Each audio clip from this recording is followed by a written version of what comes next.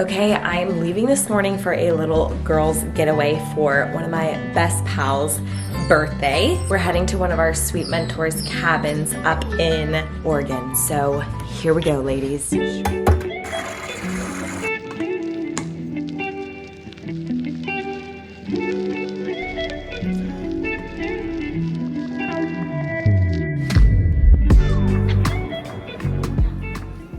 This weekend away was so special. You know those weekends where you go away with good friends and unplug and just are together?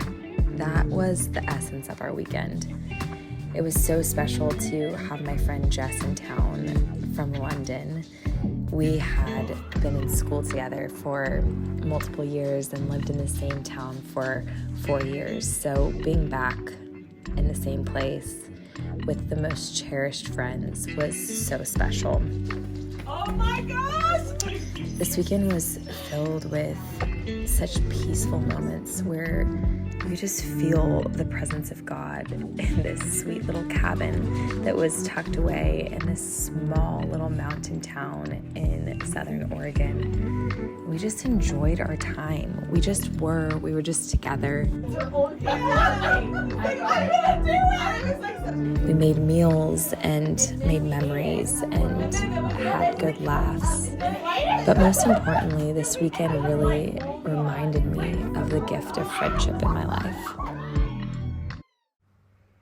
These girls have now seen me in seasons of life. They've seen me in multiple seasons of life. There's rich history here, but it didn't start that way. And as I was reflecting this weekend on my friendship with these girls, I was thinking back to the moments that they felt like fresh friends, that I wondered if they really knew me. But these friends were pivotal friends in my life.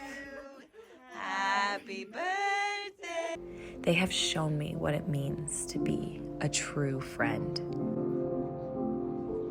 Now, here I am reflecting on this last weekend. It just took me back to a season in my life when I realized I was surrounded by people of pure gold. I had beautiful friends, homecoming queen crowns, camping trips on the weekends. I had everything from the outside looking in that would equal a happy and content young girl in her friendships. And yet, I often would leave the event or the hangout, no matter how many friends were there and how much fun we had, feeling alone and isolated. I just spent years somewhat in this sort of situation. Slowly but surely, the eggshell might crack and I might open up a little bit, enough so it feels like we're connected and bonded, but not so that I'm actually fully seen or known. There's something that's really scary about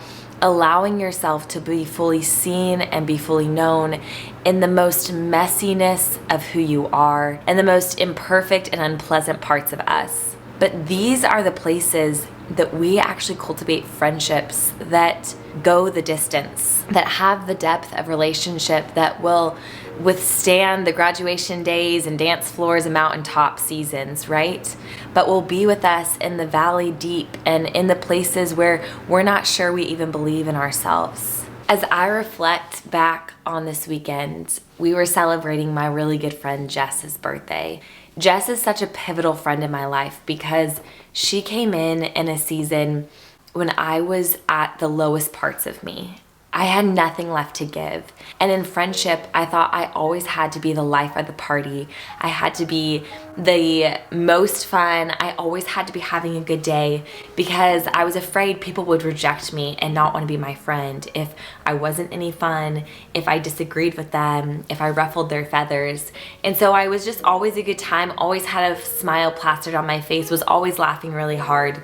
And I realized though that I felt isolated still in friendship. And I had beautiful friends that were surrounding me. But Jess came into my life and she showed me what it looked like to be a real friend. And a friend doesn't just show up on mountaintop days. A friend sits with you in the messiness of who you are. They sit with you and they champion you because they see the gold in you. They believe in you sometimes more than you believe in yourself. But you guys, in order to find those friends, we have to be those friends first sometimes. It's the scary reality of vulnerability, right? I remember when the Lord taught me the power of vulnerability. It was actually in the season right before I started dating Elijah. And I had put my cards out on the table and I had told him how it felt. But I was so nervous and I was almost regretting the fact that I ever put my heart fully out there. I wished I could go back and just act like it never happened, pretend I never said anything. It felt so scary. And I remember the Lord stopping me in that moment and saying, Allie, things that are valuable cost something. And for me, it was my vulnerability, it was my comfort, it was my security and my safety, my assurance. You guys, so often the relationship that's standing right in front of us is actually lacking the depth of connection that we desire because our own pride and shame has gotten in the way. I actually want to challenge you in your friendships today. I know it sounds so simple, and yet sometimes we can be so fake even to the people that love us, even to the people that we love the most. So it's being honest with them, showing up exactly where you are. We are not meant to bear the load on our own. We are meant to do it together with our friends. And sometimes that can be really challenging in friendship. But I want to challenge you, bring people into your process. This is where the bonds are formed that you were created for. And then lastly, don't be afraid to tell the people in your life what they mean to you. If you love your friends, if you cherish the way that they show up for you in your life, tell them, express to them how much you admire them, how much you love them, how much you appreciate them as a friend. I think you'll be surprised how often we actually don't know where the other person sits on the other side. I remember a moment with my friend Destiny that also was on this trip this last weekend. We had this moment and we were just on a bike ride around town, and a lot of our mutual friends, we had the same friend group and lived in the same house with a bunch of girls. They all began to move away and go on to different seasons, and we were sort of the ones left in this space. And we had always loved each other and cherished our relationship, but often we both aren't initiators when it comes to friendship, and we've had to learn and grow in this area.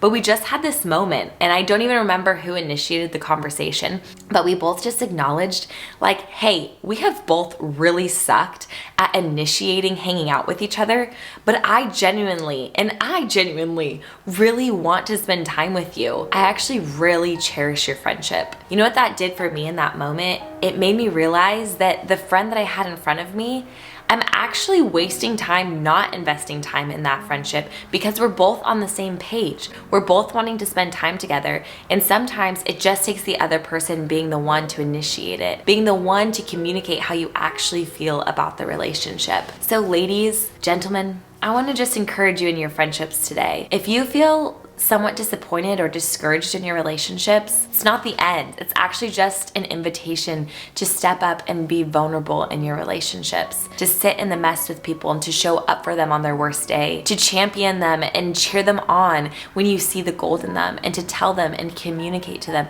how you really feel about them as a friend. I hope you enjoyed this little vlog / friendship conversation video. I know it's a little different than usual. I just felt inspired on my little weekend away with girlfriends this weekend on the topic of friendship. So I hope this is inspiring to you and helpful in some way. Until next time, have a beautiful week, and let me know in the comments below how this maybe inspired you, if you have thoughts around friendship that might be helpful. And like always, have a beautiful week. I'll see y'all next time.